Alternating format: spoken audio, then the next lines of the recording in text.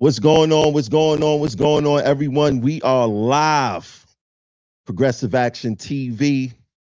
Y'all know how we like to start off the show. Make sure that you like, make sure that you share. If you're on Facebook, share it out to all the groups. If you're watching on YouTube right now, take 60 seconds, 120 seconds, text it to a friend, make a phone call. If you're on TikTok, shout out to TikTok. I think I'm live on TikTok tonight. I think I fixed that. Let me see. Let me see. I don't even know how the TikTok stuff really work, to be honest with you. Let me see. I don't even know if I'm live on TikTok or not, but let me see. Oh, I gotta make sure that we on. Let me make sure that we on Instagram the right way. Let me set up the Instagram. Set up the Instagram. Get that going. You know, this stuff is a little technical here, but it's easy to navigate. Sometimes I feel like I need a show producer just so I won't have to do all of this stuff, but it's all good. Let me make sure that we live on get the Instagram going the right way. Get that going. How y'all doing today though, man? Like we are really it's gonna be one of those shows today. It's going to be one of those shows. All right, we live everywhere right now. Right now we live on Facebook, YouTube, Twitter, Instagram, and TikTok. And TikTok. We ready to rock and roll today, people.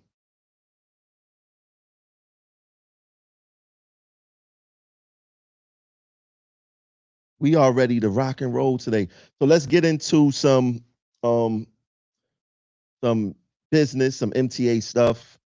Then we go get into what the show title is. The MTA say they value their employees. They really don't. And this is going to be a labor relations special, the morale crusher part of the MTA. But before I start, I want to give a shout out to my boy for the Milan and Paris company shirt. The shirt is dope. Let me see, you got stuff over here. I mean, Milan and Paris company shirt.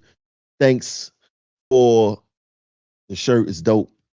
You know what I mean? If y'all got anything, if y'all want me to promote y'all brand on the show, wear on the show, just get it to me and we'll get that cracking. What else? What else? What else outstanding do we have right now? Oh, if you're going to call into the show, right? The phone lines are open tonight. 914-998-6942. If you're going to call into the show, please try to stay on topic, right? Please try to stay on topic.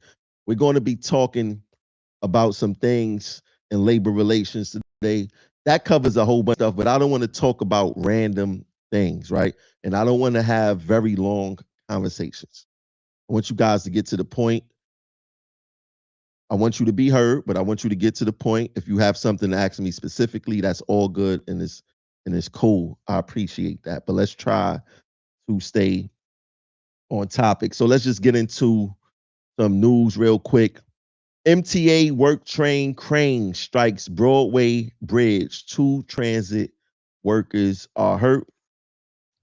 A work train operating on the number 1 line struck a portion of the Broadway bridge during track repair work Wednesday. That was today, sending 2 transit workers to the hospital with minor injuries. The train was operating on a downtown track south of the Marble Hill 225th Street, number 1 station, when the boom of a crane on one of the cars struck the bridge structure around 12:30 p.m. Sources told the Daily News. Now, I'm glad that everyone is okay. I spoke with my member, and she's doing well. No broken bones, none of that type of stuff. So we are grateful for that, but it's still a traumatic situation to go through. And as always, the MTA is going to look for someone to blame. They're going to look for someone to blame. This is just what they do. They're going to look. There's never their equipment.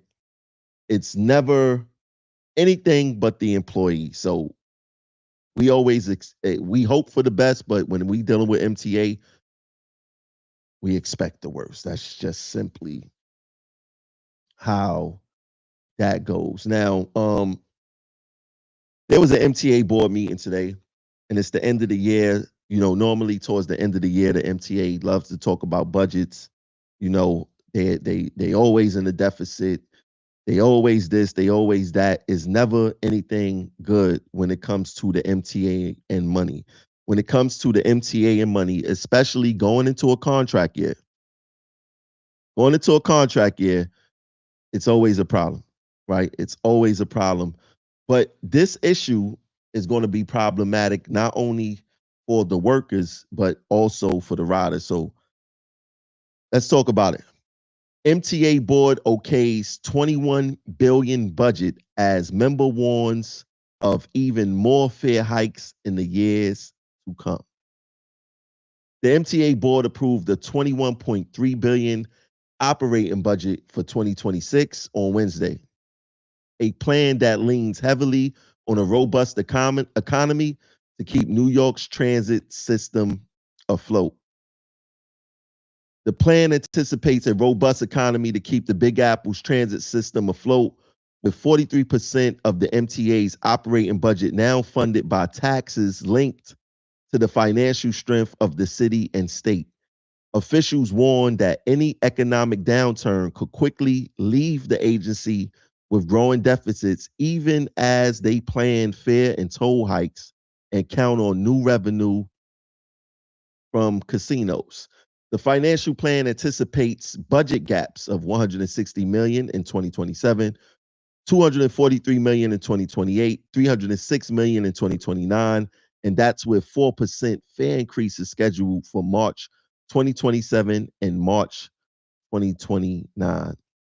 The MTA also expects to collect hundreds of millions of dollars annually from new casinos beginning in 2026. Revenue that could be at risk if casino openings are delayed. Board member Neil Zuckerman, who chairs the finance committee, said the plan reflects real but limited progress in cutting costs. This is not an easy organization to cut costs in, Zuckerman said, noting that labor makes up most of the agency's expenses. Still, MTA chair and CEO Jano Lieber insists that agency's finances are very solid while simultaneously acknowledging the risk of an economic slowdown. The MTA is in very solid financial shape, said Lieber, who rakes in 400,000 a year as the MTA boss. We're always conservative in our projections, he said. I'm always concerned about the economy. It affects ridership and everything else, but I'm optimistic we plan for every scenario. And this is funny because he says that the MTA is in good financial shape, but let's see what he says when. Let me hold on a second.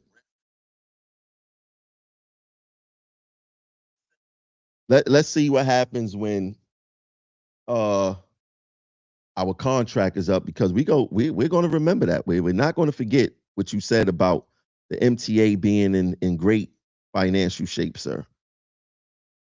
We're not going to forget about that.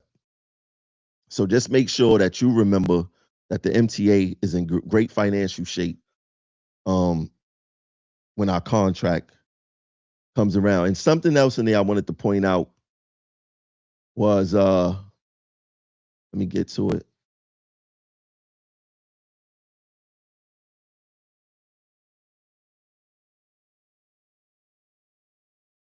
Let me get that real quick. Find out where that's at. Not that.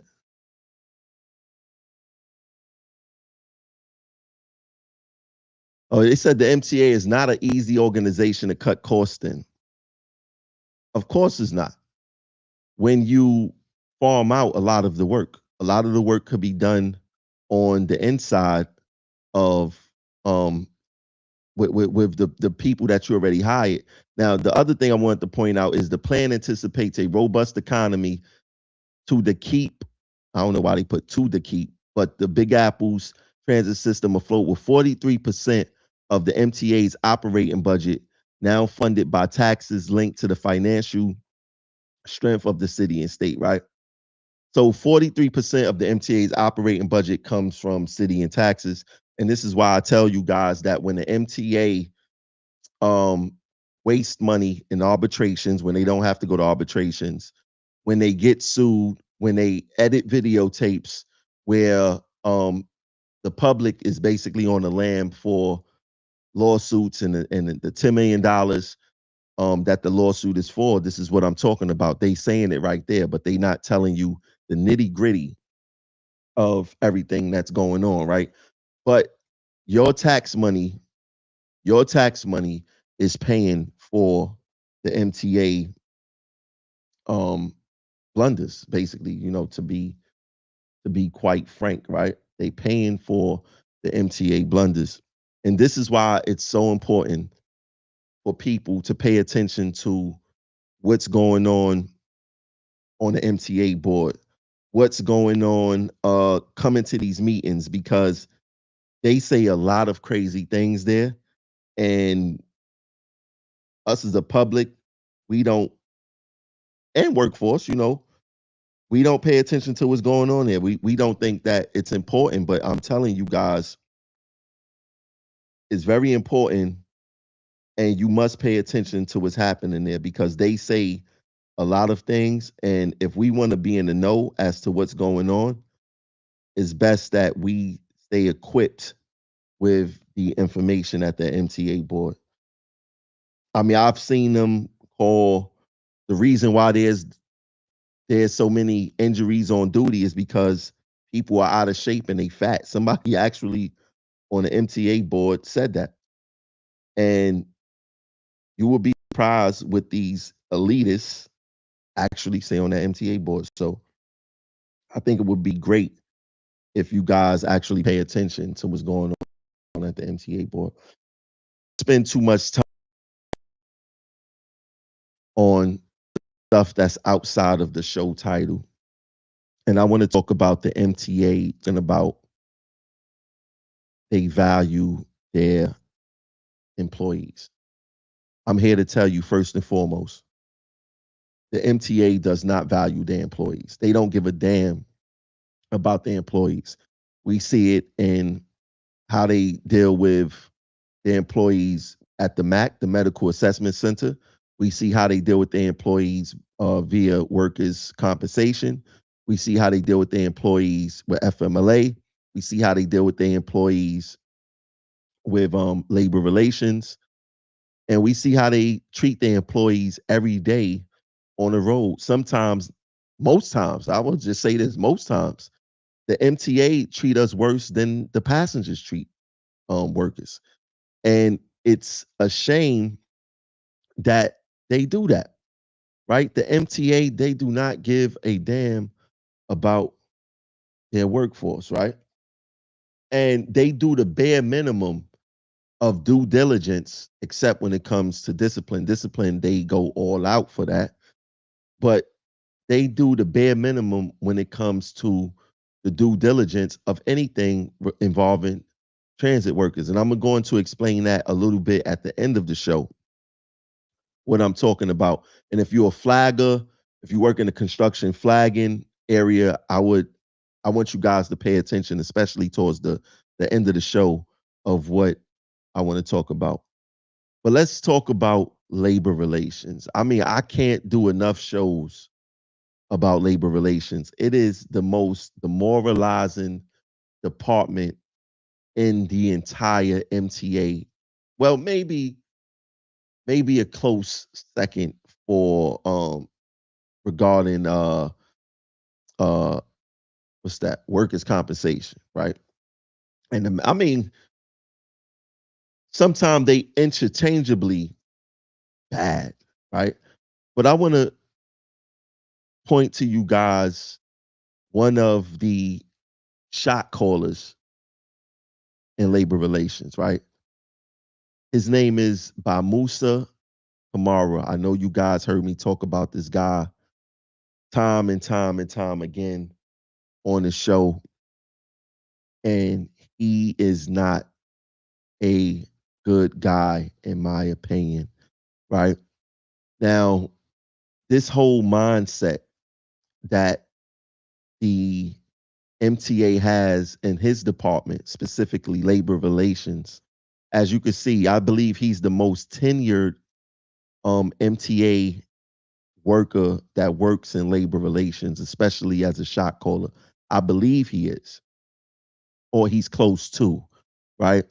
So back in 1997, from 2001, he was an assistant district attorney.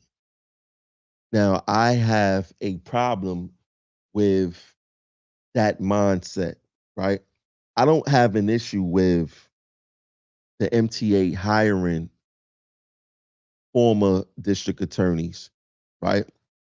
I don't really have an issue with that. But when it's the mindset of labor relations, I do have an issue with that because let's be clear, let's not be ambiguous. Prosecutors are trained to put people in jail. Bottom line, prosecutors are trained to put people in jail. Why would the MTA hire mostly prosecutors to work in labor relations to handle discipline? Why not hire a labor professional? Why not hire an employment lawyer? Why not hire a labor lawyer? You hire former prosecutors, right?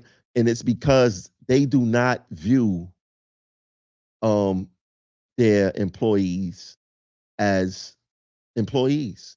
They view them as criminals. The bottom line. There's no sugarcoating it. There's no need to water it down.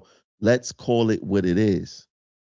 Labor relations, MTA, view their employees as criminals. Yes, prosecutors are needed in courts. Yes, they are. Are they needed in the MTA to govern mostly black and brown employees? Let's think about that for a second, guys. Let's think about that. Wow. And just to be clear, Long Island Railroad does not practice this. Metro North does not practice this. Staten Island Railroad does not practice this. MTA bus does not practice this, right? Well, MTA bus is basically, but we talking about New York City Transit. MapStoa does not practice this.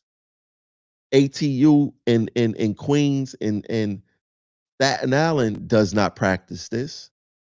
But in New York City Transit, where there's a 78% minority, we talking about black and Hispanic, 78%.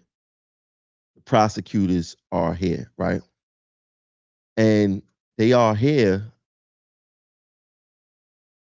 because of the mindset of labor relations, right?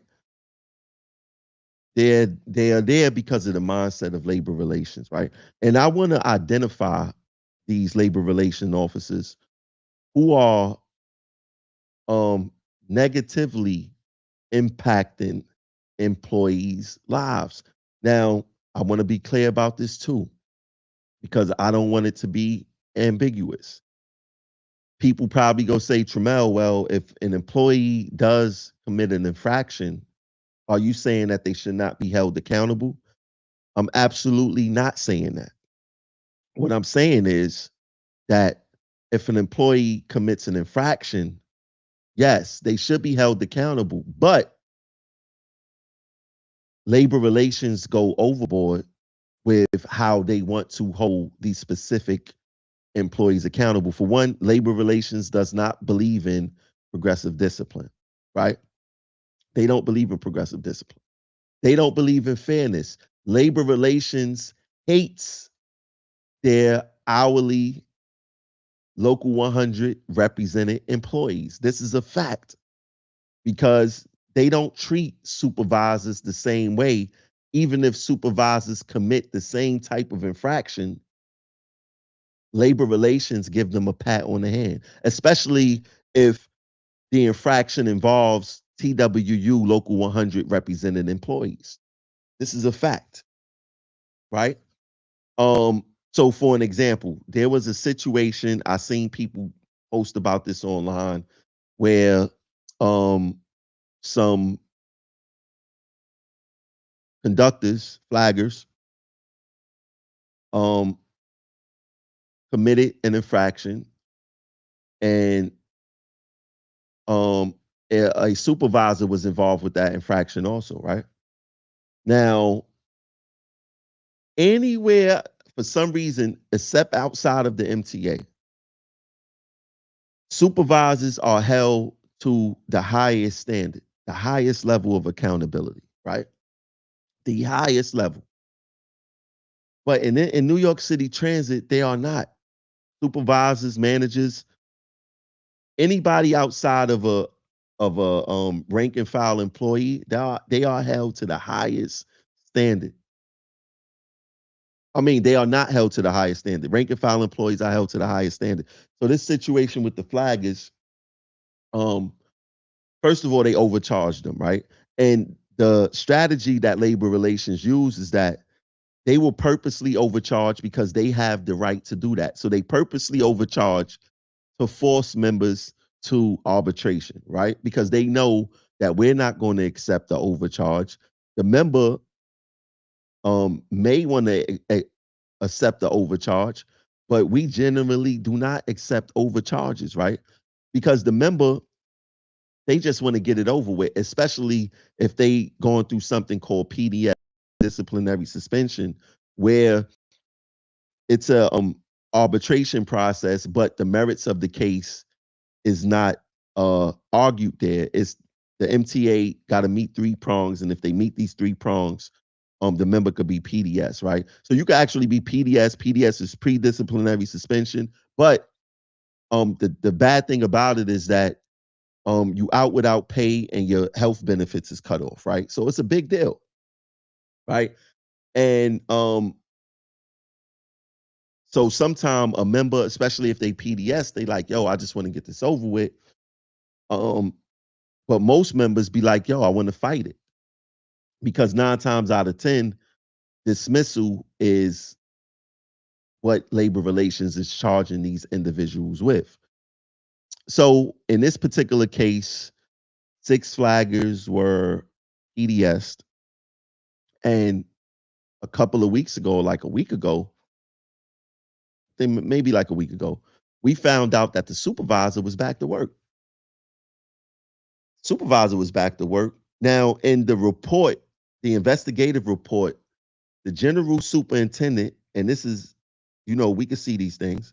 The general superintendent said that the supervisor, if he would have did his job, these flaggers more than likely would have done their job.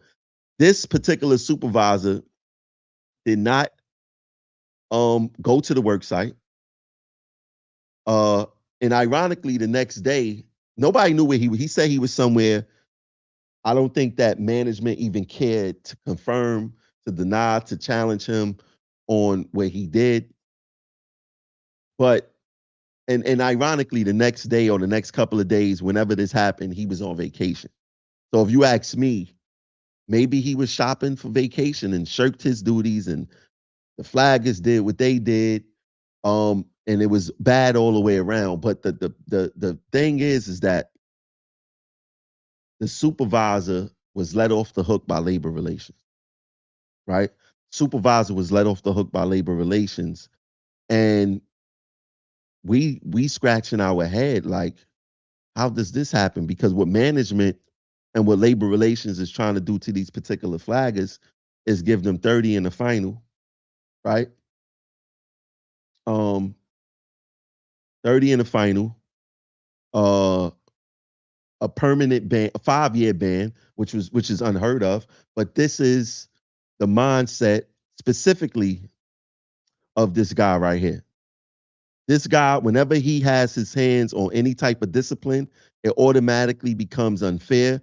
It automatically becomes unreasonable, and it seems as if he has a chip on his shoulder. That's by Musa Kamara, for those who don't know, right? So now all of a sudden, like things are just not making sense at all, right? So now tomorrow, these flaggers are going to arbitration because labor relations feels as if, even though the manager in the field said that the supervisor was culpable, she said a few pop people was culpable, but once again, anywhere but the MTA, supervisors are not held to a supervisory standard. They are held to a standard below the hourly employees, the local 100 represented employees. How can you possibly, by Musa Kamara, charge the hourly employees with a higher accountability than the supervisor? The supervisor is supposed to make sure that the flag is set up properly. They are supposed to make sure that the flag is break down properly. In fact, the supervisors in flagging gives the wrap up signal to let them know it's time to wrap it up. And that supervisor wasn't there, but y'all don't care about that. Y'all don't care that he didn't go to the work site. Y'all didn't care that he drove his own car without permission that's inside the report. Y'all ignored all of that, but wanted to hold the flaggers accountable to a higher standard. Now, they want to use the excuse, oh, well, it was the flagger's job. The flag is supposed to know the rules and yada, yada, yada, yada, yada, yada, right? They hit every flagger with the same exact charge, with the same exact level of discipline. All the flaggers got 30 in the final offer. How can they possibly, if you want to say that the flaggers did X, Y, and Z, how can you possibly say that all the flaggers committed the same infraction, even though they didn't have the same job there? They committed the same infraction that warranted or that warrants 30 days in the final with a five-year ban, but it didn't warrant it for the supervisor. Once again, this is because of this man right here, by Musa Kamara, right? This is his ideology, the prosecutor ideology that he practices every single day in labor relations. Every single day in labor relations. This is what he practices, people. This is why labor relations is in shambles right now. But like I said, I am going to um I am going to uh break down more of this labor relations stuff because you guys need to know. Now I told you guys this on my Instagram um a few weeks back, where by Musa Kamara, for one, he say, oh, none of this is personal, Tramel, none of this is personal. It's personal with him. It's 1,000,000,000% personal with him, right? So we had an arbitration, and we had this arbitration probably like 2 months ago, somewhere around there, right? Where we were willing, and when I say we, the train operator, because the union reps don't make no decisions on settlement without the member's permission, right? And if the member want to settle for a bad deal, then that's on the member. We don't pay their bills. We don't decide their happiness. We don't we don't live with the stress that we stressed out when we see stuff like this, but it's them that have to deal with it. So we do whatever the member wants to do. Even if we want to fight it, if the member want to settle, then we do that, right? This particular member wanted to settle his case, right? He's like, yo, Tramel, I just want to get back to work. I got this going on, I got that going on. I just want to get back to work. And it was me involved. It was all the reps involved with this case, right? But we felt like he was getting a raw deal. And he's a good guy, great train operator, great human being, right? So he he uh he wanted to take a deal. Labor relations like, no deal. And we like, yo, just make a deal. Like we knew he wasn't gonna lose the case. But for some reason, labor relations felt like because they had that right, that they did not want to settle and they wanted to see this member fired, even though it was the writing was on the wall. He was not gonna get fired. And I want to clear this up real quick too. For the first time in RTO history, with a new administration coming in, not one member this year was fired for any operational infraction. For the first time in the history of RTO, not one member was fired for anything operational in this department. So what that tell you is that the members are well protected and my reps are kicking ass. Shout out to Drummond. Shout out to Burke. Shout out to Morrison, right? Shout out to Nivea. Shout out to Shumo. Shout out to Stephanie. Shout out to Snack. Shout out to Snow. Shout out to Broom. Shout out to Perry. Not one, and the main people that's at 2 Broadway is Burke, Drummond, and Morrison, and myself. We have yet to lose a case that resulted in a member losing a job. Tell them to put that on the internet. All these haters. Tell them to put that on the internet. Now, I'm quite sure that something will happen. And there was cases where it could have possibly happened, but we kicked their ass. We kicked labor relations behind. Right? Um, Now with this, like I said, with this particular employee, he was willing to take a deal. So now we at arbitration. We was in arbitration. It started at like 3 p.m. and it went on to like 6:30, right? Somewhere around there. Now, I sit in on a couple of arbitration hearings, especially when I feel like labor relations is being very unreasonable, when I feel like uh we need our best representation there. We need to go there boots on the ground as a unit. Me, Drummond, Burke, and Morrison, right? That's when I sit in on those arbitrations. Like, yo, we got to do this because I don't like the way this is going to look. We can't afford a bad award, and we need to fight this back, right? Beat this back. So, um, one of the attorneys, her name is Tatiana Benjamin. We're going to talk about her in a second. When she came into the arbitration room, which she wasn't even the lawyer on the case, it was another lawyer. I'm gonna tell you guys about him in a second. Matter of fact, this is the attorney right here, Joseph Marazi, right? Once again, if you look at this screenshot, he's another district attorney, right? But this attorney right here specifically was not sitting in, but he was prosecuting, so to speak, because that's what they do. They prosecutors, trying to prosecute my member, my train operator, right? And uh he was doing, I ain't gonna lie, he was doing a good job. Um, and everything was flowing smooth. Everything was flowing smooth. Um, what he ended up doing was when Tatiana came down around 5:30 that day. And she gave me that look like, oh snap, Tramel is here. I seen it all over her face. She wasn't expecting to see me there, especially at that time, 5:30, right? So what she did, she go upstairs and she tells her boss, the Koblo King, by Musa Kamara, right? She goes upstairs, she tells him, oh, Tramel is downstairs. So guess what they did? About 20 minutes later, 30 minutes later, uh, by Musa Kamara, the Koblo King, comes downstairs with his director, Raul Garcia. Now, Raul walks into the room, he's smiling. he got a grin on his face. And I knew it was something weird, right?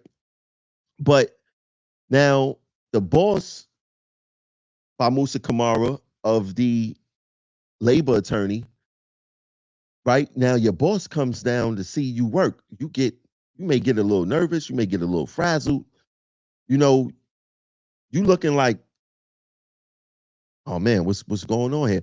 And when Bamusa Kamara walked into that room, y'all probably see me looking off the camera. I switched my camera to another camera. I ain't using my studio camera. I'm using another camera right now. Right?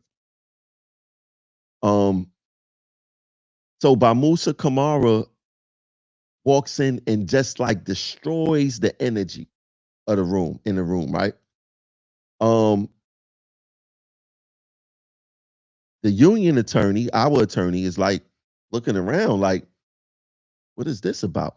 Now I know what it's about. Burke knew what it was about. Raul knew what it was about. I don't think that Joseph, his own attorney, knew what it was about, and the arbitrator didn't know what it was about. But you could tell that BK came and disrupt the energy that was in the room. He disrupted the energy. And then he comes in, his attorney is doing some cross-examination. Musa Kamara looks over to Raul and says to Raul, look, he's talking to Raul. He got his back, he's sitting down in the chair. He got his back turned to his own attorney, and he pointed to his attorney like this and said, never again to Raul, right? Burke looked at me and was like, why he did that? The union attorney looked at me and he's just bewildered, right? And I even looked and said, why would he say that about his attorney never again in front of us? So if this man does not have the respect of the people who work directly up under him, how can he have respect for us? Right? He does not have any respect for us, right? So now BK, because he thinks he knows everything, he thinks that he's the end all be all, he thinks that he's intelligent and he's smart. He's none of the above. None of the above. What he does now is he start writing down questions to give his attorney, right? So guess what I did? Because he's writing down the questions to give to his attorney, so his attorney on the spot to start cross-examining Burke, right? Now Burke was well equipped to answer these questions himself, right? But now BK got his lawyer asking questions that don't make no sense, and he actually was giving him questions to throw the case. I'm like, is this guy? He has to be an idiot. He has to be an idiot. He wasn't there from top to bottom to see the motion of was going on. Like I said, the MTA attorney was doing well. You could ask Burke. You could ask the union attorney. You could ask the MTA attorney was doing well, right? With the point where I was like, hey, we may be in a little bit, right? But I was confident enough to know that we was go pull it through. But he did it because you never know with these arbitrators, to be honest. We never know with these arbitrators. So I'm like, when BK came down, he did his shenanigans, passing his attorney the questions to ask. Oh, they just blew the case. They just blew the case. So I'm starting to write my attorney counter questions to ask Burke. And my questions is killing what BK said because he's just not making any sense, people. He's not making any sense. So um he come down there. My questions shut his questions down. You could ask anybody that was in that room that day. And then I guess BK embarrassed and he embarrassed his own lawyer first, but he gets embarrassing. Something happened and he just left. Because my questions definitely outshine his question because he don't know. He never did the job. He never was a transit worker. What happens on paper is not what happened on the books, right? It's just two totally different vibes. And he think that because he been here since 2001, that he knows the job better than us, right? So The arbitration award took a while to come out. And guess what happened during the arbitration award? The member kept his job. Not only did the member keep his job, the arbitrator gave us a great award for him, something way better than what he was willing to settle on. All because BK came down there arrogant, threw all the energy off in the room, asked the stupidest questions that you can ask in this situation, and blew the case. All because of his ego. Now, once again, we didn't even have to go to arbitration. We was willing to settle, but they forced us to arbitration and gave us a great award. All because of BK's arrogance. Right? And you could ask anybody that was in that room, even the arbitrator was looking like, oh, what is this about? What is this about? Because matter of fact, when he first came downstairs, he was trying to tell us, he was trying to tell the arbitrator how she should run her thing. When we already had it set up on how we already, between me, the attorney, the arbitrator, and the MTA attorney, we already had an agreement how we was running things. He came and tried to change that agreement, and I was like, nah, you just came down here. Don't come down here telling us what to do. Who you think you are? Right? So that's when he did that, he threw all the energy off in the room, but he embarrassed Joseph Marazi. He embarrassed him. He 100% embarrassed him, right? But he don't care because he's a prosecutor. He's King Coblo. He's the Coblo King, right? He's the Coblo King, whatever that means, right? On his Twitter, he put Coblo King. Ain't no kings in America, first and foremost. No kings in America, sir. There's no Coblo Kings. There's no King Trumps. There's no kings in America. Let's start there, right? So, but back to this prosecutor mindset, right? So we got Joseph Marizi, I guess his name is. I apologize for mispronouncing your name. When I see you, I'm gonna ask you how to pronounce it so I won't mispronounce it. Prosecutor. You have Matthew Cox Williams, 350 J Street, courthouse, prosecutor. Now I want to say this about Mr. Williams, Matt, right? Matt is not a bad guy. He's on 18. He's not a bad guy at all, right? And most of them aren't bad people, right? They didn't hire themselves. BK hired them because he has a prosecution mindset. But Matthew is not a bad guy. Like, we disagree on about 80% of the things, 90% of the things, but when I see him, it's mutual respect. And he's a young man trying to do his thing. Salute to him. Salute to him. I'm not mad at him. You have all right, so you have Matt, you have him, you have Tatiana Benjamin. I'm just gonna call her Tatiana Benjamin. I ain't gonna bring in her last name, right? But you have Tatiana Benjamin, once again, a work assistant district attorney, another district attorney, right? Now with Tatiana, in my experience with her, my first time really dealing with her was with the Eric Shepard case where the MTA edited the tapes, right? And they tried to say, "Oh, we ain't edit the tapes," but they MTA already told me they edit the tapes. They lying. Now since they want to go on the record and lie, I prove that they was lying if they want to go there, right? But we gonna save that for litigation, real litigation, that $10 million litigation. We go save it for that since y'all want to lie, right? That's a whole nother story. But my first interaction with her was with that case. In my opinion of Tatiana Benjamin is that she's very unreasonable. She seems as if she has a chip on her shoulder. And you know what? In a way, I could kind of like understand it. When you work in a male dominated workforce when you're new and when you mix in being a prosecutor, as a woman in this business, right? Whether you're a train operator, bus operator, sometime, especially management, a male dominated workforce, you want to prove that you belong, that you're equal.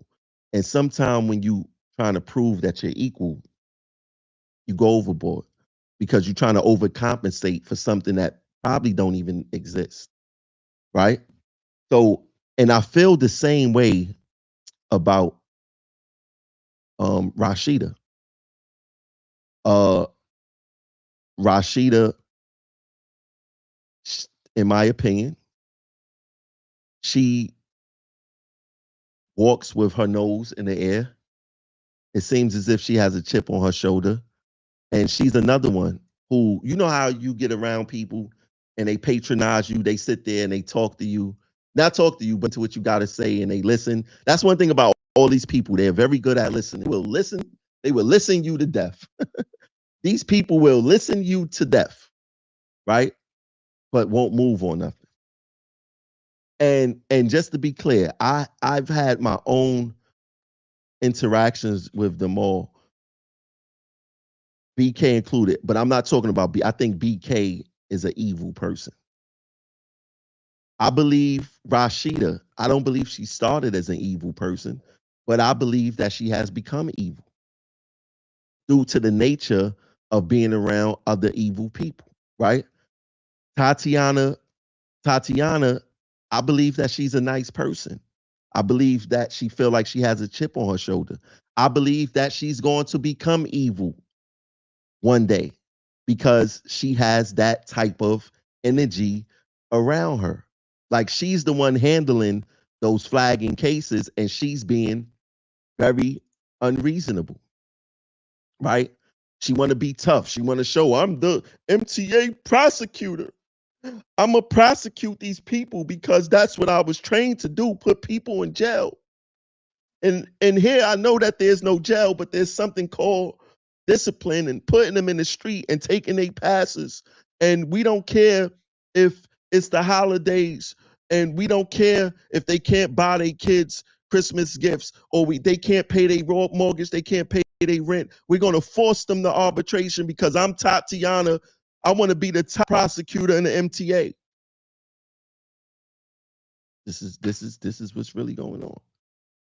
This is what's really going on, right? And and I believe that this job, people will come here one way and they leave out another because of the culture here, especially in labor relations.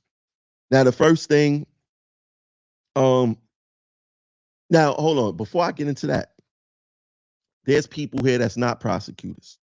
You have a lawyer named Jerry Granada, right? Now, just to bring y'all up to speed with Jerry Granada was the attorney who sat on was the MTA attorney who sat on the arbitrations in which I was terminated,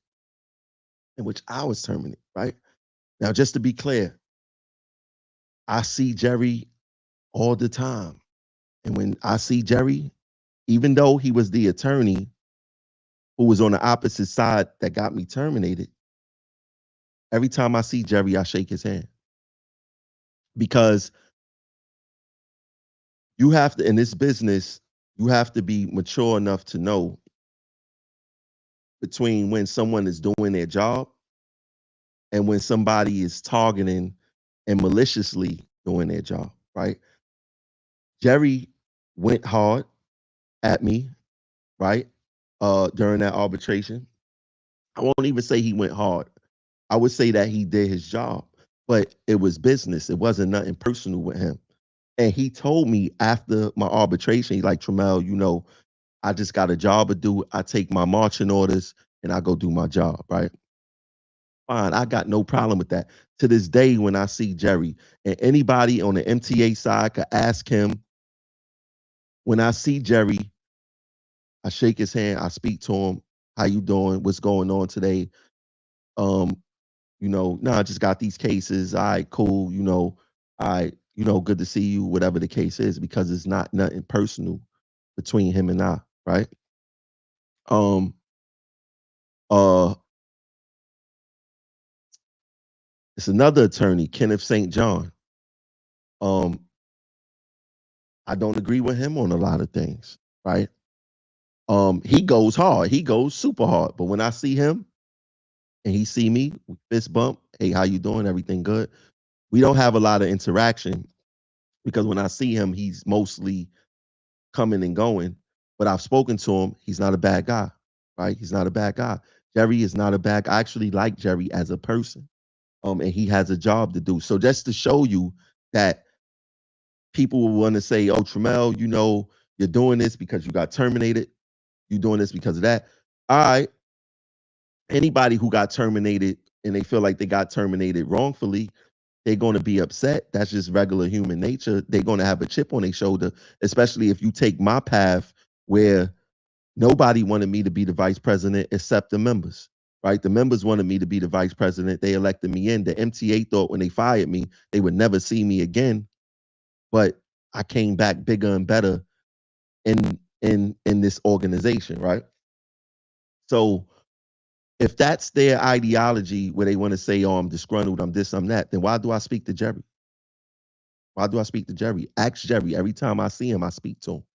There's not one time that I see him and I don't greet him or he doesn't greet me.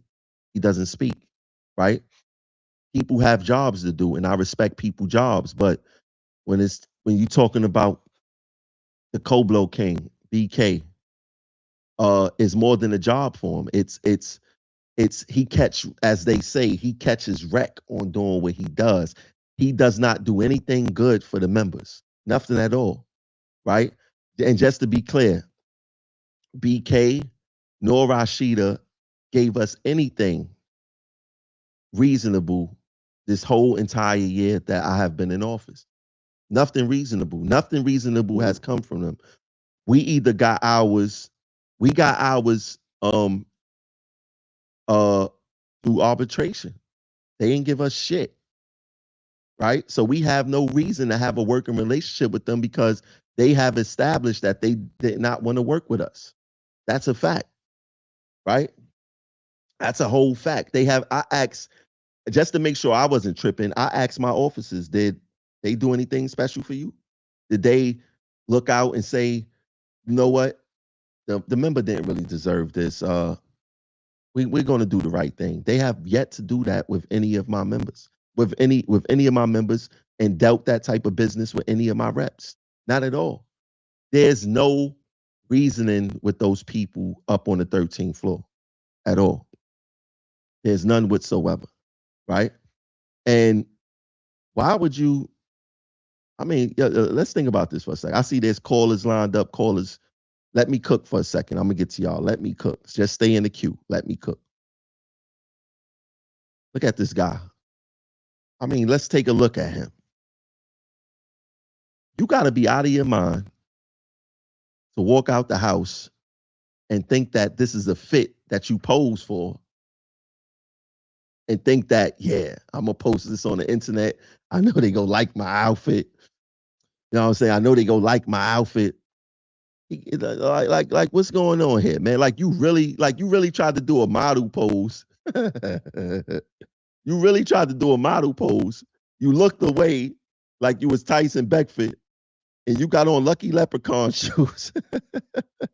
It looked like you got on tearaway pants that when the NBA players, when they used to wear the warm up jerseys and they tear off their pants before they get into the game, and you got on oh man, what's going on here? This is a train wreck. This is a train wreck. BK, this is a train wreck, right? But like I said in my video today, I don't know what's more nasty work, your attitude, your morale breaking capabilities, or your outfit choices. All of the above. Nasty work, BK. Nasty work, right? And I know people see in situations like this. I went to school for psychology, right? I graduated with honors, my bachelor's degree in psychology. I went to, I did the Harvard Business School online thing. I got my uh, certificate in leadership ethics and corporate accountability, management essentials, and negotiation mastery. And I also have a specialization in leadership and management.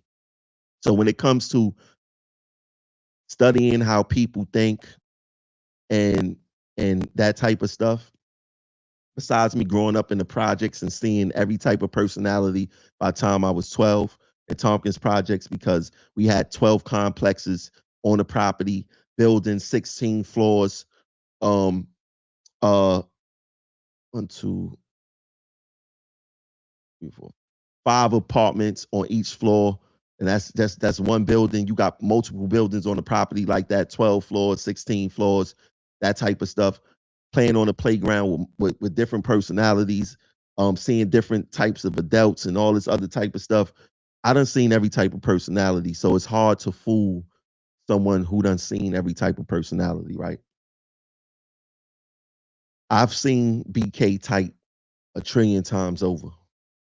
He's not nothing new. But these people want you to think that they something new. They trying to think that you slick. You know they every move. That's why they could not defeat me outside of the MTA waters. That's why I'm the VP now, because they thought they had it figured out, but they didn't have it figured out. They dropped the ball, and they dropping the ball a lot more because there's some big news to come in the very near future.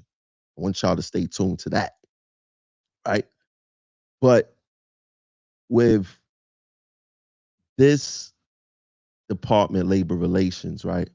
They want you to think that, oh, Trammell just disgruntled. He don't know what he talking about. Everybody love us. Um, uh, we do our job. Nobody don't have nothing bad to say. Of course, no one is going to have anything bad to say with you up there, right? Especially to your face. But I get texts all the time. I get phone calls all the time. I get emails all the time, right? How did I know about the lady from 130 Livingston coming to visit BK all the time? And then as soon as I talked about it online, the visit stopped. BK, how do I know now, prior to me blowing up the whole situation with you and the girl from 130 Livingston, her coming to visit you, which I don't even understand uh, why nobody never pointed out that conflict of interest? Because if she is accountable for uh um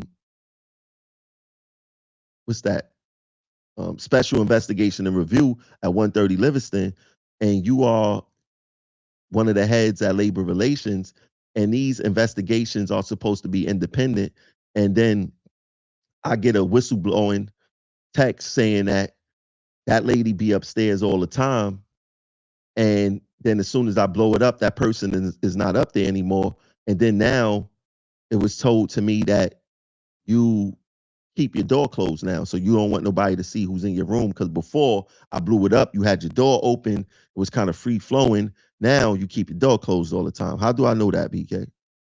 How do I know that, BK? You want to know why? Because people upstairs tell me what's going on. You think that you got friends up there? You ain't got no friends. You think that you could trust people up there? You can't trust people. And I could talk about some new shit that you did, but I don't want to blow it up. But I just know that I know. All right. Just know that I know the lie that you told them. Just know that I know. Right. But um, that's all you do is lie on me. You lied the way you put the case when my leg got broke. Uh, and you know, they say they think that I record everybody, right? I don't record everybody. Uh, I could tell y'all who I recorded. I could tell y'all who I recorded. Lindsay Gosen, every time you see me, you give me that weird ass look. I seen you today. You gave me that weird ass look because you know you did me wrong. You know you did. And I recorded you. I don't care what you say. Oh, I don't give you the permission to record me. This is a one-party state, miss, and I'm one of the parties. So I record you. And trust me, when this information come out, I'm going to sting y'all because it's going to be big business going on. I'm going to sting y'all. And I also recorded another attorney when I was going through my disciplinary process. And he told me, I forgot I had it until I started talking about this just now.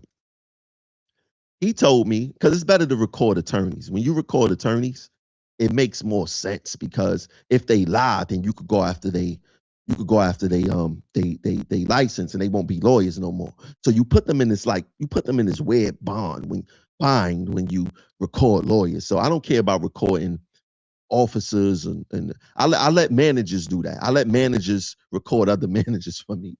I'm tapped in my department, sir. Right? But I record attorneys. Yeah. With anything that's regarding me and you're an attorney and we going through arbitration or whatever, but I only recorded 2 people. I only recorded 2 people. Because if they lie and I got them on tape, big trouble. If y'all lie and I got y'all on tape, big. Lindsay goes and you go be in big trouble. Gonna be in big trouble. And I could just pull it because guess what? When you're dealing with the bar association, there's no statute of limitations.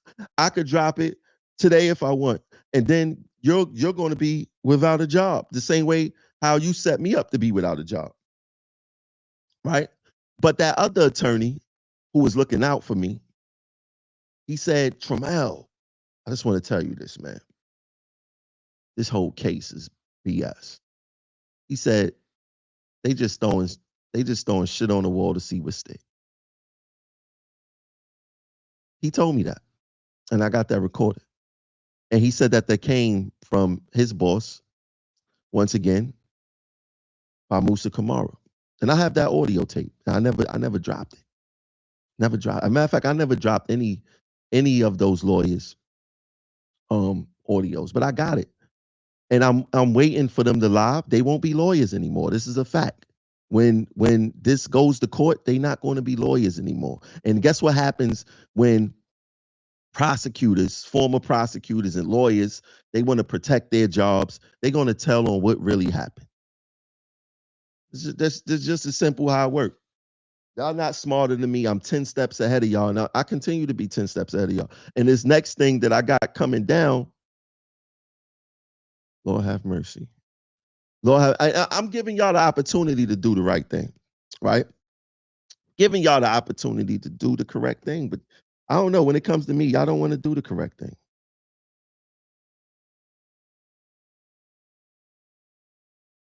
When it comes to me, y'all do not want to do the right thing, and I don't get why. I don't get why. I mean, I know why, because y'all don't like me.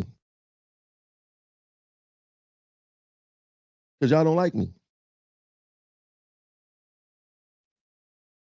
Y'all don't like me, and it's all good because the feelings is mutual now.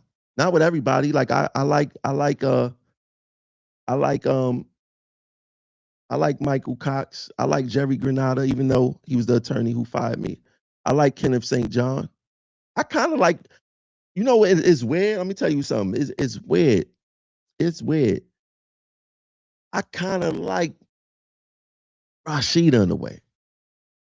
I just can't explain it. I kind of like a little bit, like a tiny bit.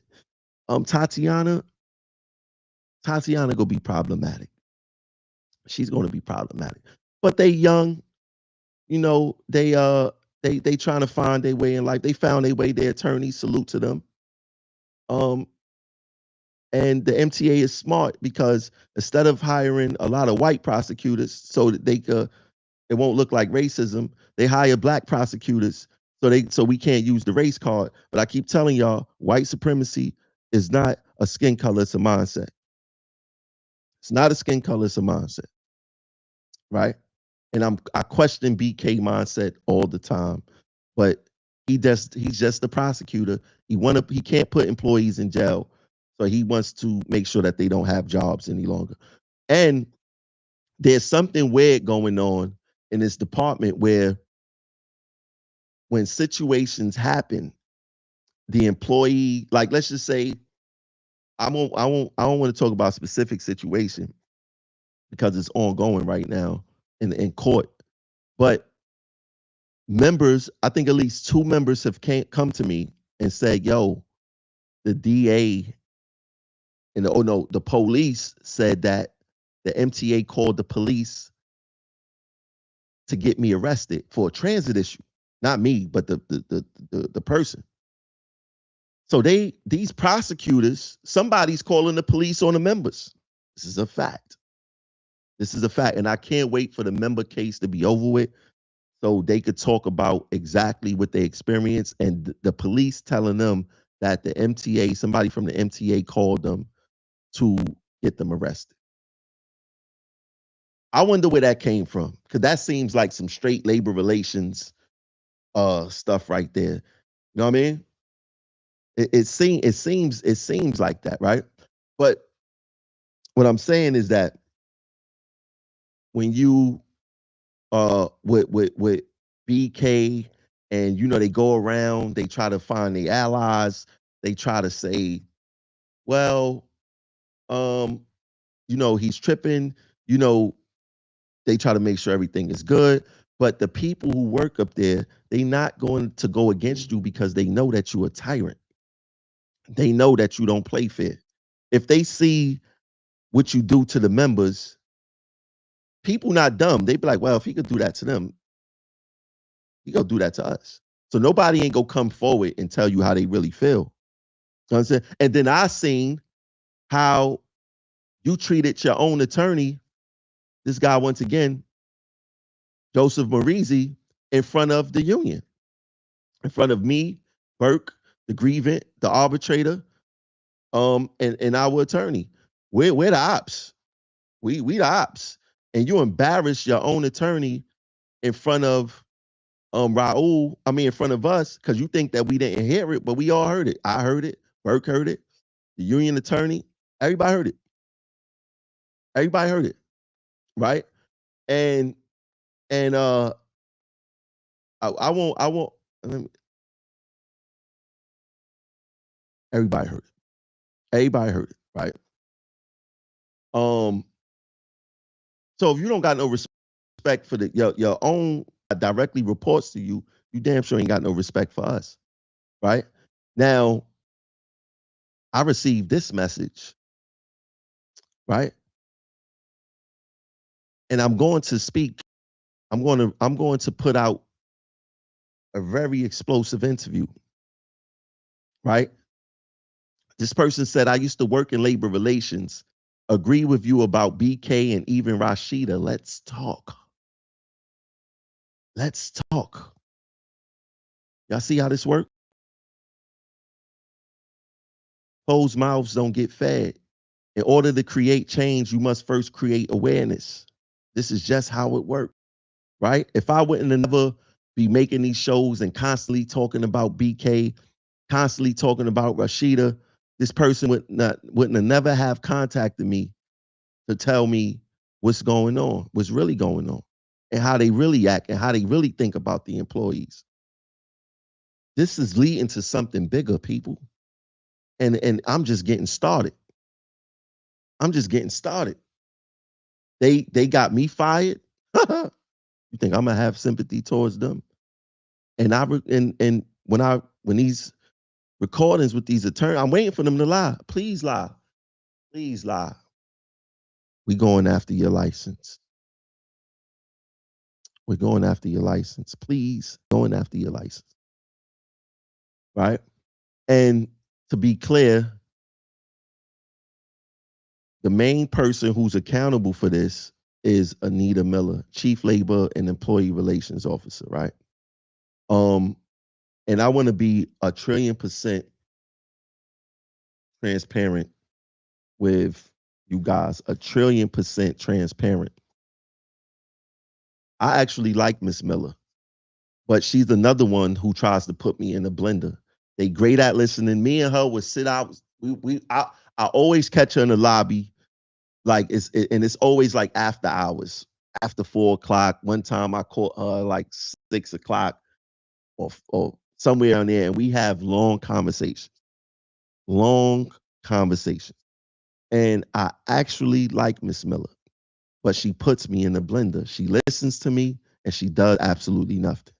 Right? She don't investigate. She don't sit down. She don't say, Tramel, maybe we should have a talk. I want you to bring to me what you find because it's troubling what you're talking about, and this shouldn't be happening. She doesn't do absolutely nothing. So when you don't, um, what they say, silence is compliance.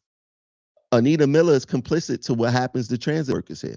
She's complicit with the idea of labor relations handing over edited tapes to employees. She's complicit with labor relations indirectly targeting whistleblowers when they get assaulted by just doing ceremonial arbitration hearings and not bringing um, witnesses forward for true justice, right? She don't care about none of that.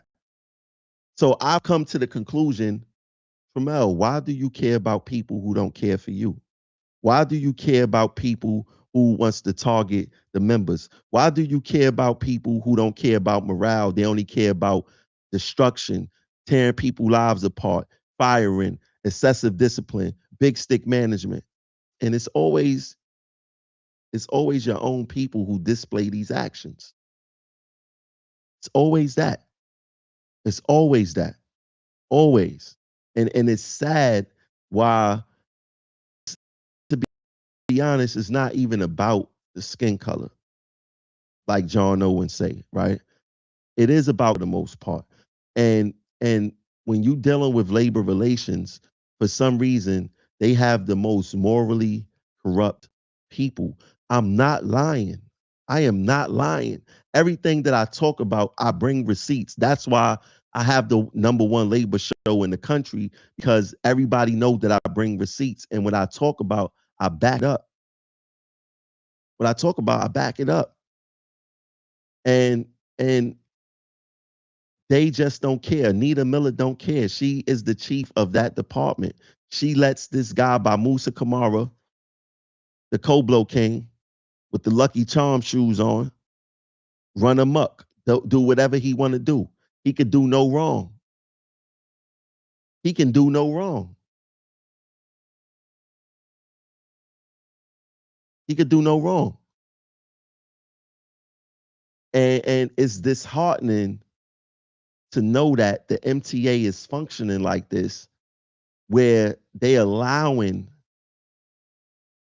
managers to run amok.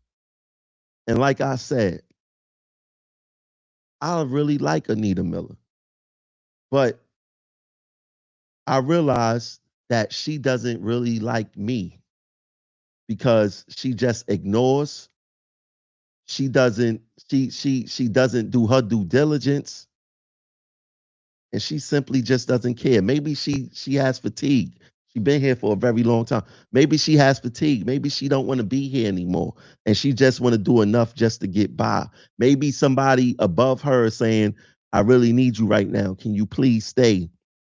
Don't worry about your workload. I'm gonna make it a little bit more lighter for you. I'm gonna get you more resources, but I need you here. I need your expertise." Maybe she's burnt out. I don't know. But one thing's for sure, two things for certain is that she's complicit with the corruptness of labor relations. That's 100% fact. 100% fact. And I want to show you how um how cruel the MTA is, right? How they don't do their due diligence when it comes to hourly employees. And the first no that they get, they don't push the button further because they simply don't care. They not doing the work and they don't understand, right? So, and this is to all the flaggers. I want y'all to make sure y'all get this to all the flaggers. And I'm gonna bring it home to show you guys exactly what I'm talking about. And I'm actually gonna play a video from my brother Alexander Kemp. He was at the MTA board meeting today. I didn't make it, but he said something that's very important that relates to the show, right?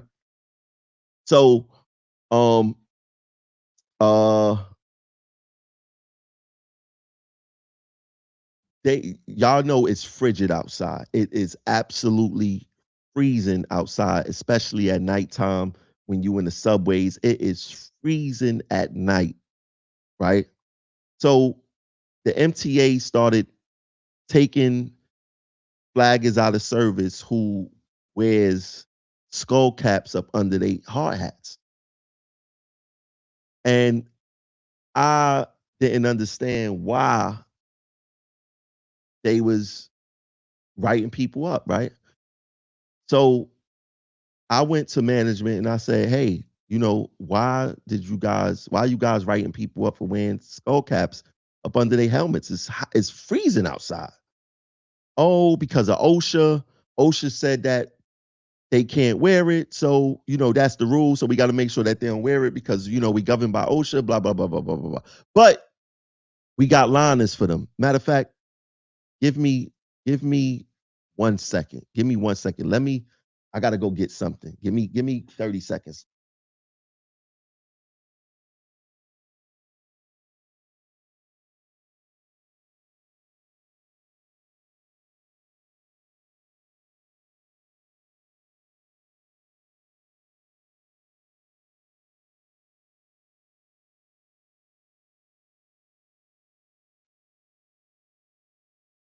So they said, look, we gave them liners. Um, so they don't have to wear the hard hats, right? So I said, let me see that liner. People, this is what they want the flaggers to wear. Look how thin this is. Look how thin this is. They want the flaggers to put this on their head to keep cold, keep warm in the cold. I got sheets on my bed thicker than that liner. I have sheets on my bed thicker than this, right? So I was like, you know what? Y'all know me. When people tell me no and it don't make no sense, I get to investigating. That's one of my superpowers. I get to investigating. I have common sense. I know that this it just didn't sit right with me, right? So I said, you know what? Let me do my own investigation. Let me see what this OSHA thing really says, right? So what I did was I found I didn't find anything that said specifically that flaggers could not wear skull caps from OSHA. So for one, I felt like they lied in a way, right? But I came across this, and it says it is unlikely that an employer will be able to determine whether a garment not specifically designed to be compatible with a hard hat's protective properties, in fact, compromise those properties. Consequently, as a practical matter, an employer typically would not be able to ascertain if its use violated 1926.100. Therefore, we recommend that employers permit only liners that are specifically designed to be compatible with the protective properties of a hard hat. And if you look on the screen clearly, right? Look on the screen clearly, because I want us to be. I don't want us to be ambiguous on this. After a hard hat, you see footnote 2, right? You see footnote 2. Now, what happened was management read that section right there, right? Now, let me pause it for a second. Let me pause it for a second. The other day, I went to one of the safety guys in the MTA and I said, can you show me the OSHA regulation again? And they said, yeah, sure. I got the email right here. So the same regulation that he had in the email is the same regulation that I had right here. So I said, so this says that we can't wear it? He's like, yeah. I said, okay. Click on the footnote 2 that's after hat, right? Click on footnote 2. This is what it says. We also recommend that the employer contact the hard hat manufacturer to determine if any type of liner or garment is compatible with the use of the hard hat, right? Wow. So OSHA didn't explicitly say that they can't wear hard hats. They actually said, according to footnote 2, that you got to check with the manufacturer of the hard hat to see if any garments or liners are compatible, right? Now, once again, it says garments or any type of liner or garment is compatible. Now, one thing they messed up, not all liners are compatible with the hard hat, according to that. Because if you have to check to see if the liner or garment is compatible, that means that not all liners are compatible. So the MTA don't even know if this liner is compatible, because I don't think they asked the manufacturer, right?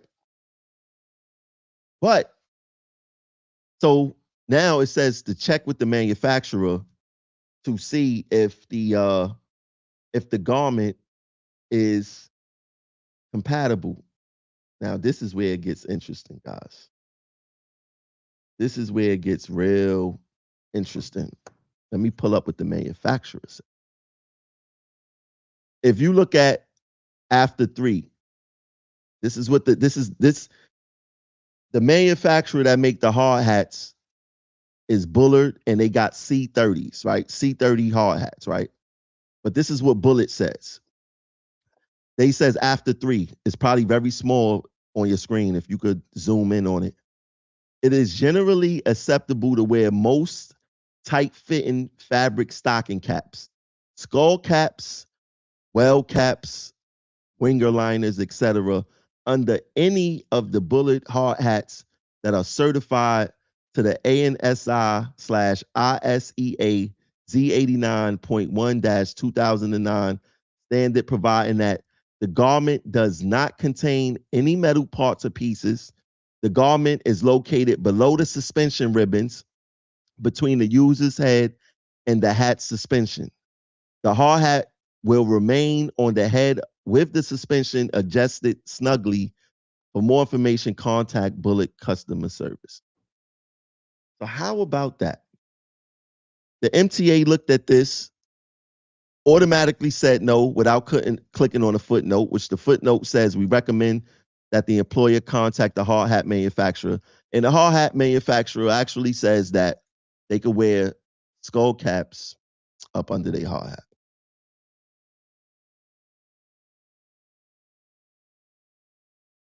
This is a classic example of when we are met with a no, especially when the MTA don't want to do nothing for us.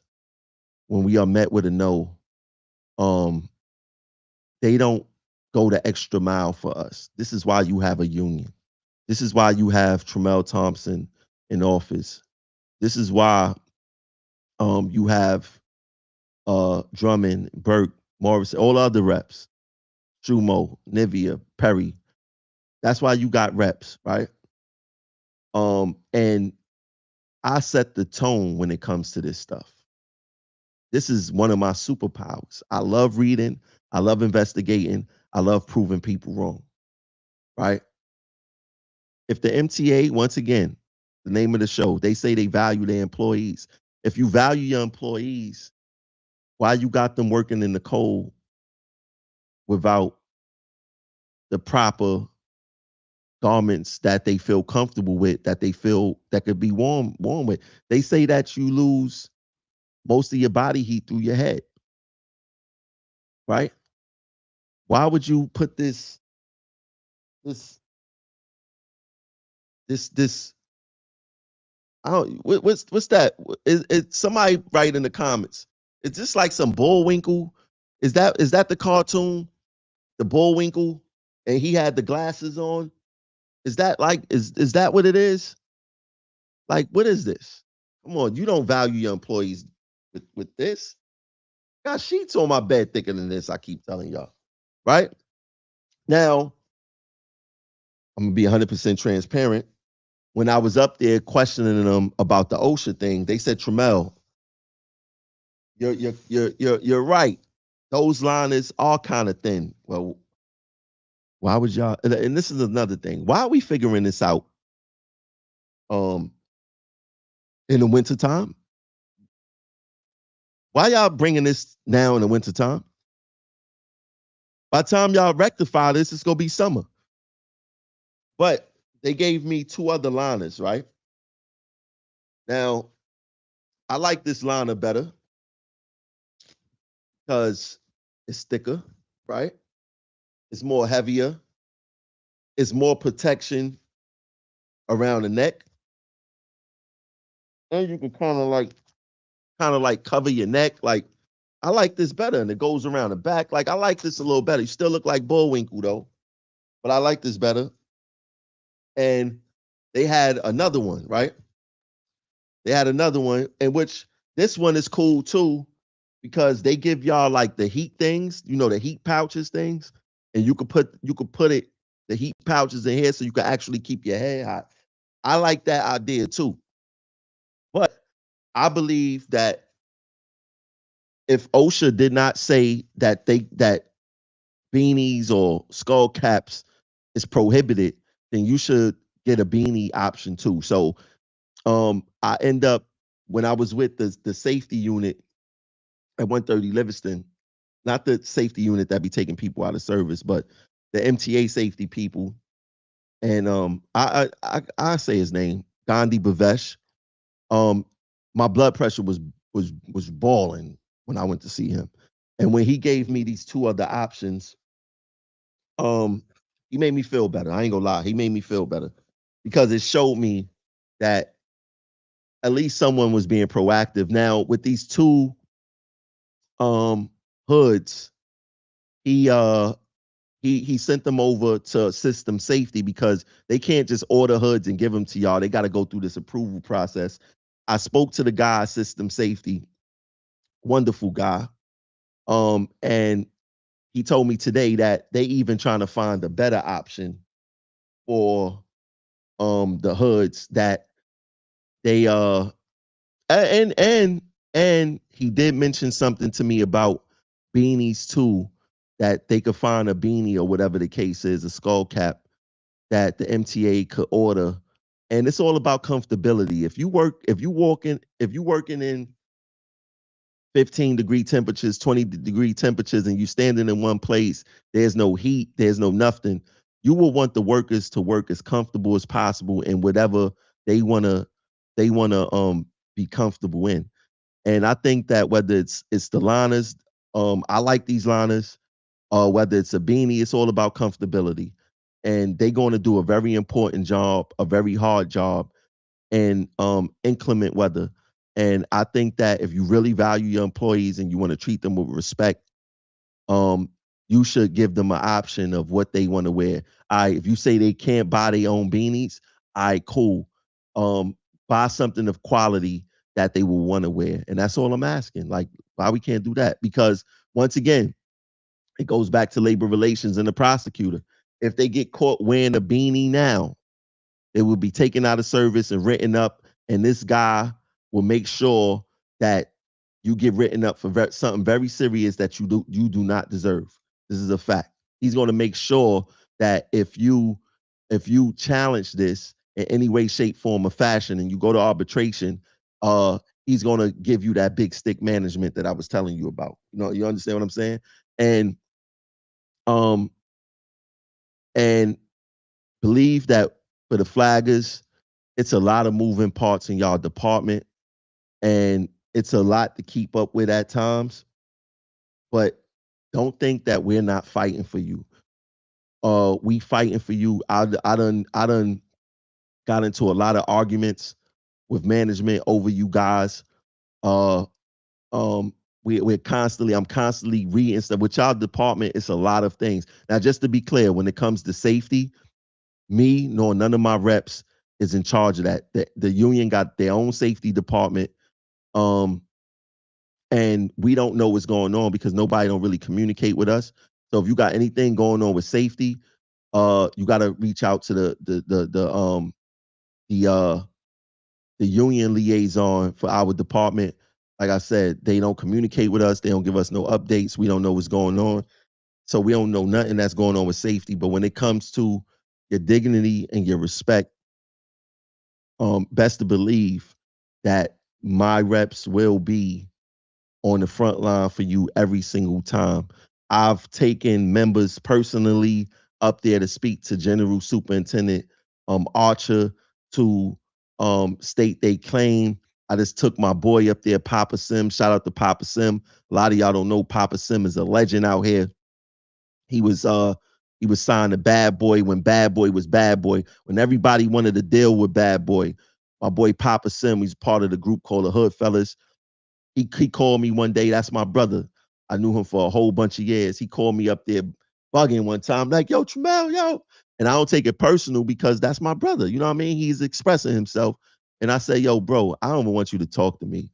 I'm gonna set up a meeting. I'm gonna take you to the general soup, and I want you to see how this works because I'm about the employee experience.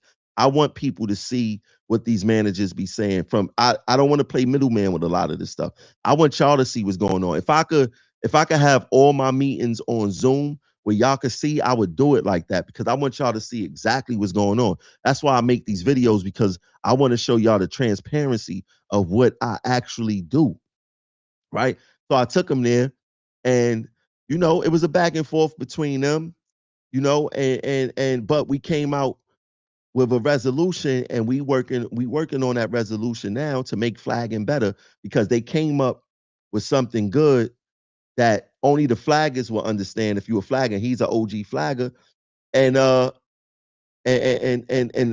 general soup and the TSSs that she bought or whatever the case is.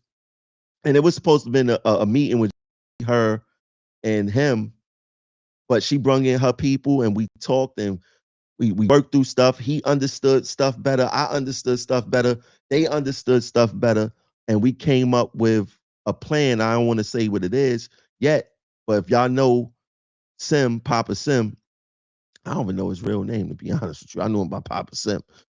But if y'all know him, ask him what I did and ask him how we moving. And we about to follow up on that situation to see what's going on because things don't happen overnight. But best believe we working for y'all 100%, 1,000%. Um, also, so yeah, if a member wears a beanie and they get caught, they go to labor relations and labor relations go try to slay them. In no way, shape, form, or fashion am I saying that you should wear a beanie right now. I'm not saying that because they still have the right to take y'all out of service. What I'm saying is that I'm getting them to get better options, better hoods, in which I have the samples to them. They said they found something even better. I'm waiting to see it. So I'm excited for it. I never knew a hood would make me excited. A Bullwinkle hood would make me excited, but I'm a little excited about these hoods. But and I also told them that listen, the more y'all drag y'all feet when y'all come to work, y'all are in a heated environment. Y'all have heat. Y'all don't got to wear jackets. You probably could wear a t-shirt in some of these offices. They don't have the members I represent don't have that same availability to them. So the longer that you take is the each day is harm towards them. The longer you take because they're in the inclement weather and you are not. So let's step on this. So, but best believe I am on them regarding this bottom line. But do not wear no beanies now. Um, you should get something really soon to help you out with your warmth. And once again, if you feel cold, if you feel like you can't take the cold and you need the heat up, you can take a heat break. Take a heat break. And if you the point flagging, you take a heat break or any part of the flagging, every part of the flagging setup is essential. If you call for a heat break, then the job must come to a pause because you gotta take a heat break. But take your heat breaks, warm up. Uh, you're not being forced to work unsafe. Call RCC when you go take the heat break. Let the supervisor know and go take a heat break and come back. Nobody's robots. Nobody's asking you to freeze. Nobody asking you to be Superman or Superwoman. Just do what you have to do and come back because I don't want you to see this guy right here. I just don't want you to see this guy at all. You know what I'm saying? I don't want you to see this guy. I mean, yo, this dude really, I mean, I'm telling you, it's nasty work. This is nasty.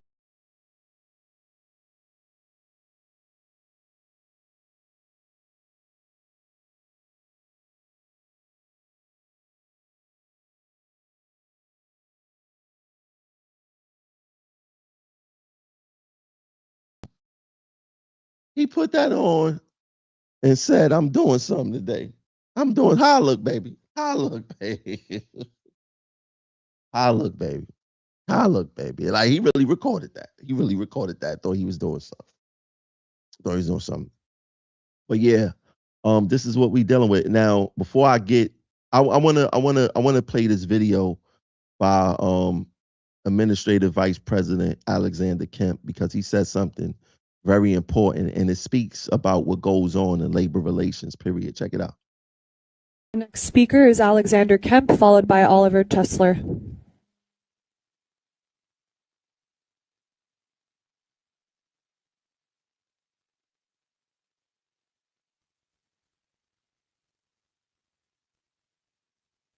Good morning. Can you hear me? We can hear you.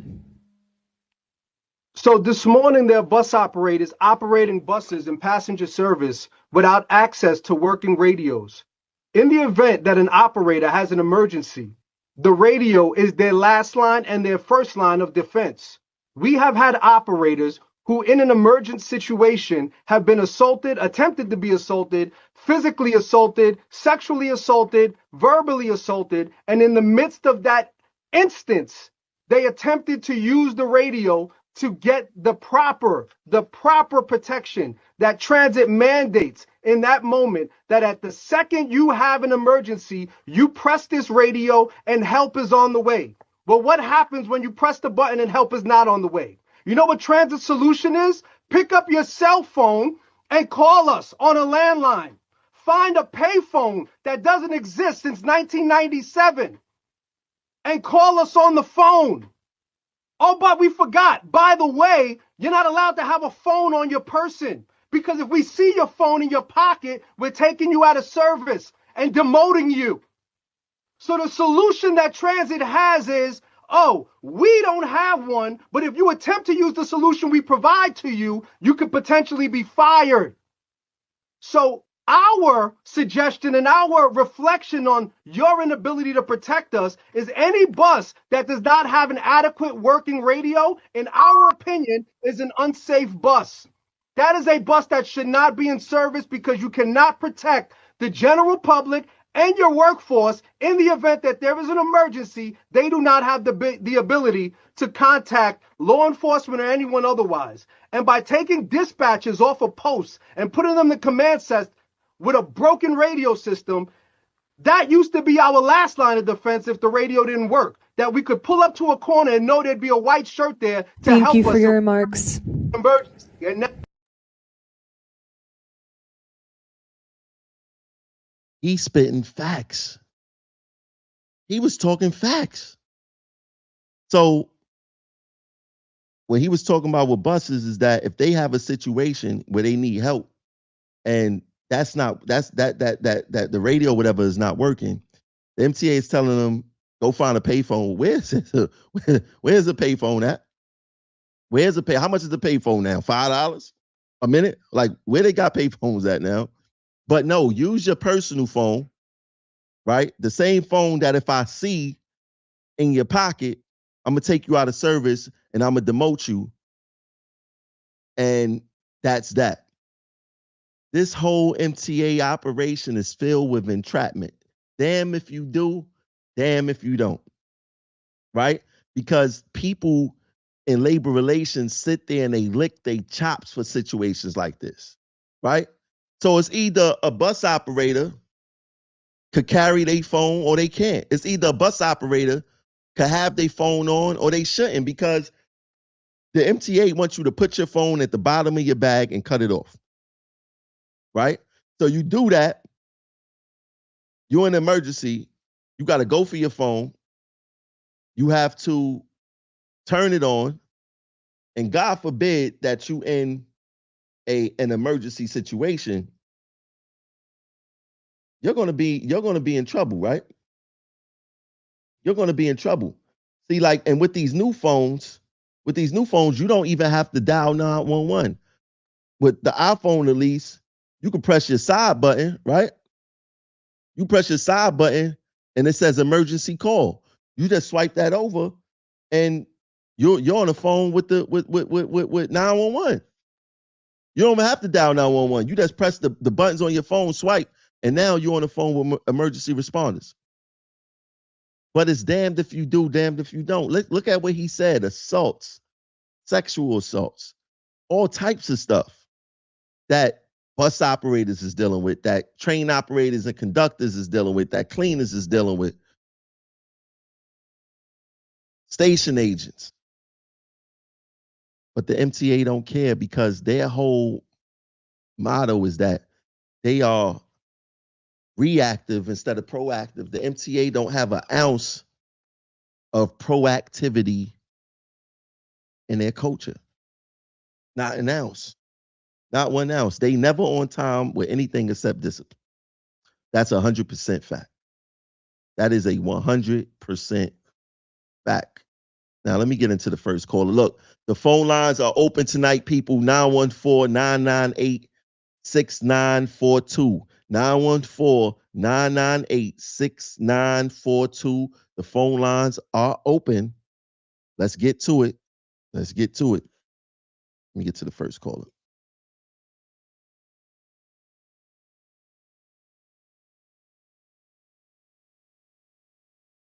Caller 7968. You now live on Progressive Action TV. What's your name? Where you calling from? Hi, I don't want to say my name, but I will say I'm calling from Mount Vernon, New York. And I just wanted to say that I work for the New York Utility Company, and they are just as bad or worse than MTA. I had a stroke this year due to I'm 50 years old. I had a stroke this year, almost died due to the hostile work environment. Basically from not the union workers, from the supervisors, management. Get back to work. I'm in recovery. Have peace at home. Go to work. Back to being harassed again by the supervisors.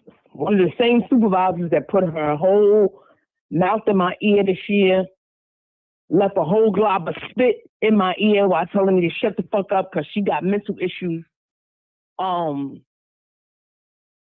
the general manager, she's black. They all black. She don't want to deal with it, don't want to hear it. And it's just a whole bunch of supposed to be grown women who are insecure with whatever issues they got. Who cares? Who knows? But it's just sad. It's sad. And it's just sad these companies don't care about us. We're union workers. And as I went to the vice president and I said, you know what? It's not the union workers. It is the hostile work environment that management sets up so that the union workers can turn against each other.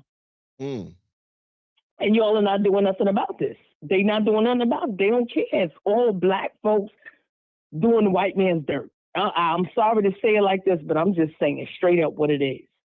And it's just what it is. I'm telling you. So the utility company of New York, I'm not going to say their name, CE, but they're worse. They're the worst. And it's a lot of nonsense. They put you through a whole bunch. You got EEO, you got all these different channels. And when you go to them, all they do is cover up management and they don't deal with it. And then they turn around and tell you, well, we can't tell you how we discipline our management team. They hold you accountable for the actions of their management team. Why are you holding me accountable for something your management team has done to me? Really? That y'all have witnesses, y'all have it on camera, y'all have everything, but you want to turn it around. So I just told them, you know what? If somebody in your management team put their hands on me again inappropriately, and Y'all don't do nothing about it. What I'm going to do is go to the local police department and file a report. That's it. No questions asked. That same thing that you described. Now, what are y'all going to do about it again? That same thing that you just described, where I tell people this all the time, when you dealing with the EEO and you dealing with SIR, like in the MTA, they are not there to protect you. They there to protect management. They there to protect supervisors. Right. They are. They really are.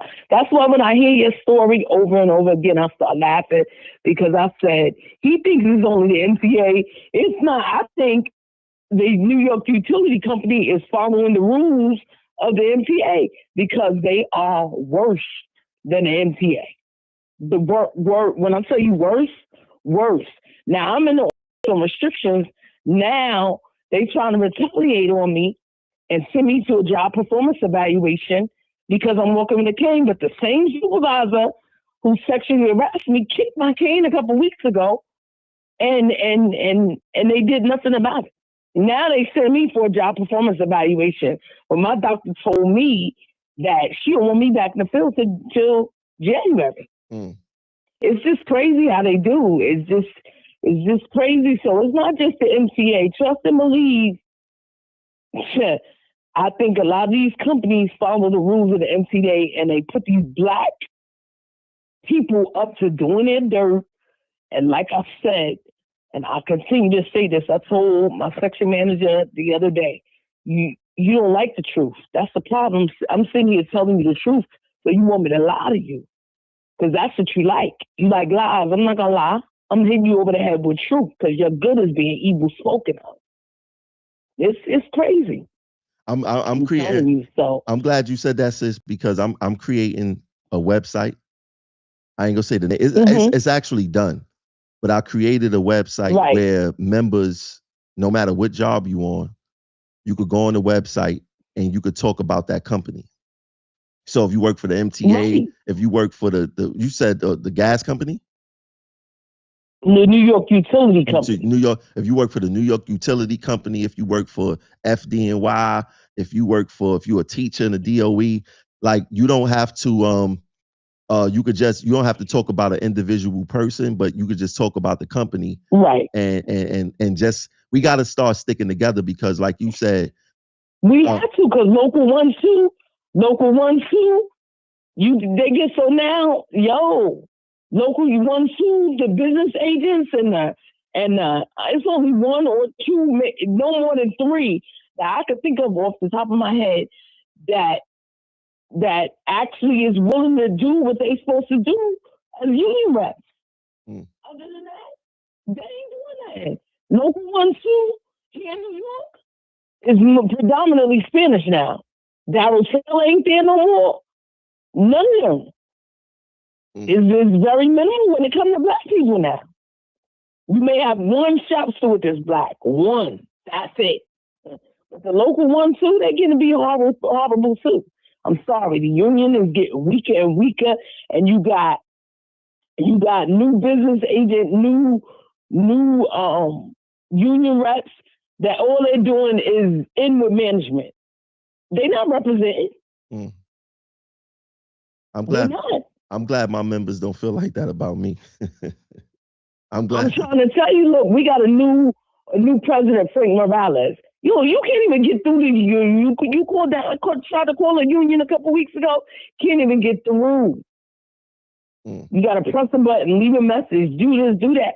I said, Joe, what is going on? I actually had 3 business agents that I could think of that I know off the top of my head. They are the only ones that's willing to help you. The rest of them, they ain't trying to do nothing. They don't even want to be involved.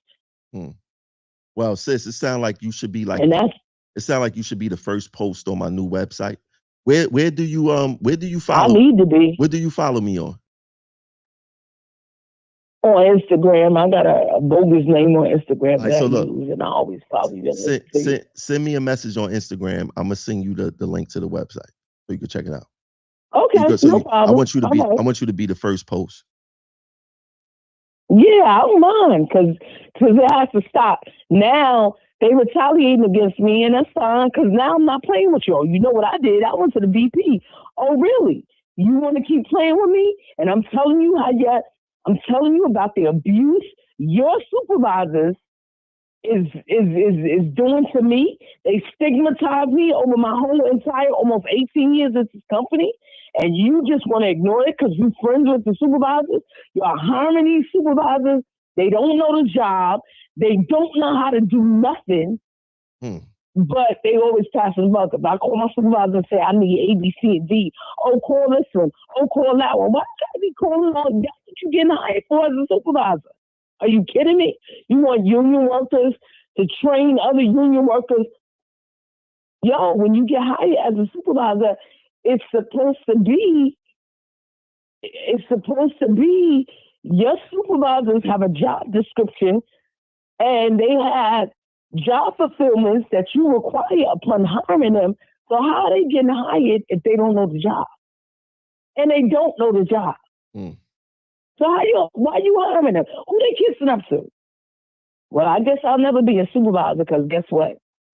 I ain't selling my soul for no job. I'm not selling my soul for nothing and nobody.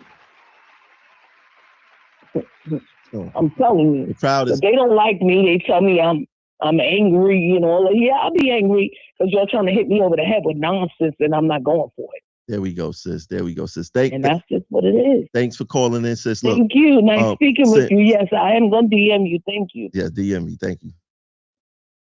Yes, thank you. Good talking with you. Bye-bye. Right. So to that New York utility company, I got something classic for you. This is for the old school progressive action TV people. Get the fuck out of here! We gonna tell them again. Get the fuck out of here! Yeah, it's back, baby. We back in the flesh. Let's get to the next caller. Caller 7513. You now live on Progressive Action TV. What's your name? Where you calling from? Good evening, Mr. Thompson. This is Miss Harris, and I just want to say I am.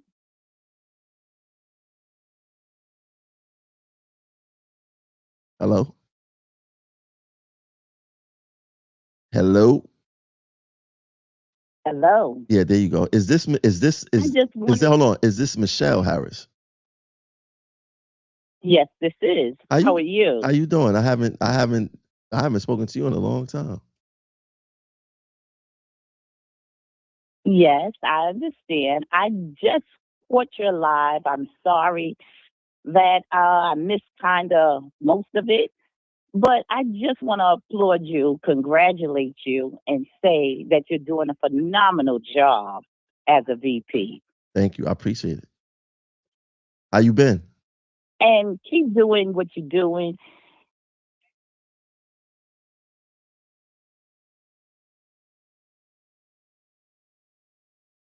I think it's a little less. I can. Go ahead, sis. I'm gonna let you. Yeah, I'm gonna let you. To try and catch some of your lives, but at the end of the day, you are the most phenomenal in the work that you've done so far for the union that I've seen, and I'm continuing to follow you on all your.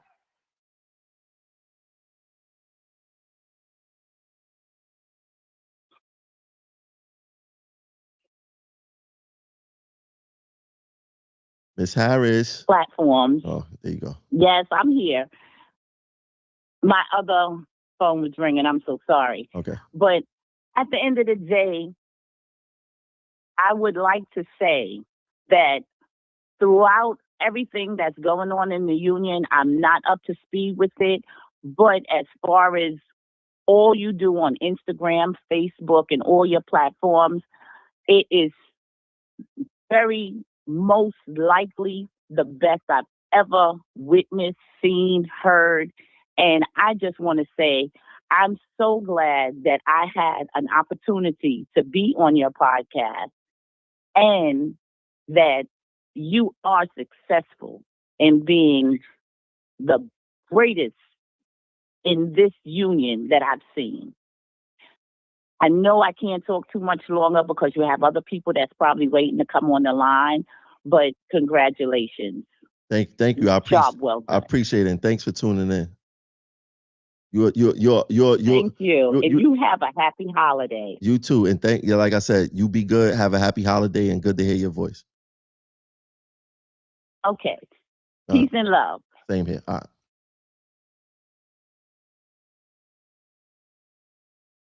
That was Miss Harris. She's super spicy. She got no chill. She has no filter. She's not the person that you play with. I haven't spoken to her almost like over a year. It's good to know that she's doing well. I should have known it was a 404. That's her Atlanta number. I think she lives down south somewhere. But y'all see I got the old school. I got the old school stuff back, baby, but that's back. That button is back. So, but yeah, like I told the first caller, damn, I was on here for 2 hours. I gotta end this. Like I told the first caller, I'm launching a new website. It's gonna be a website where you could talk about your job, whether you work for the MTA, you work for sanitation. Well, no matter where you work, it's gonna be a page where you could talk about. I don't want to hear nothing good. We hear the fake good stuff all the time. We want to hear the bad stuff. We want to hear how they treat you with workers' comp. We want to hear how they treat you for discipline.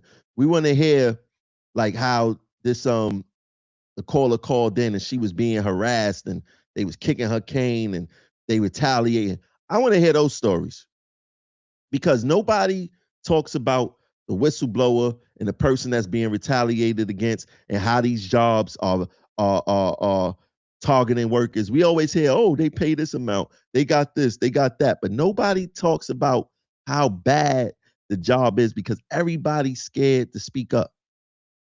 Everybody's scared to speak up. Now, like I said, if you go talk about somebody directly on my website, you do that at your own risk because I don't control what people say. I'd rather you talk about your experience, and it's more of an experience. But like I said, everything is done for the website. As far as enough for me to launch, I could have launched last week, to be honest with you, but I'm not gonna launch. I'm probably gonna launch like a week from now. It's a free website. You go there, you talk your talk about whatever agency you work for, and we keep it pushing like that. I secured all the names, all the business is done. Everything is done. Everything is done. I sent it to my attorney. Attorney thinks it's a great idea. And we ready to rock and roll. But thanks, everyone. Thanks for tuning in. Once again, we live every Wednesday, starting at 9 p.m. Phone lines are all the time unless something go wrong.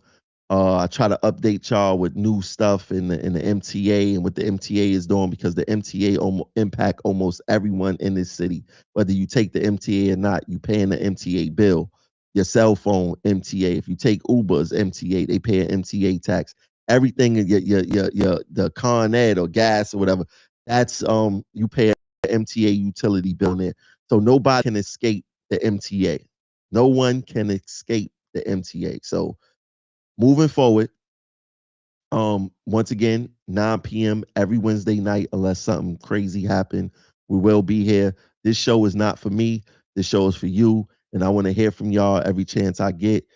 But I'll catch you guys later next week. Peace. Share out the show. Like the show if you're watching it right now. Share it out. Tell a friend. This is our show. Let's get bigger. Let's get better. And we do have the #1 labor platform in the country. Peace.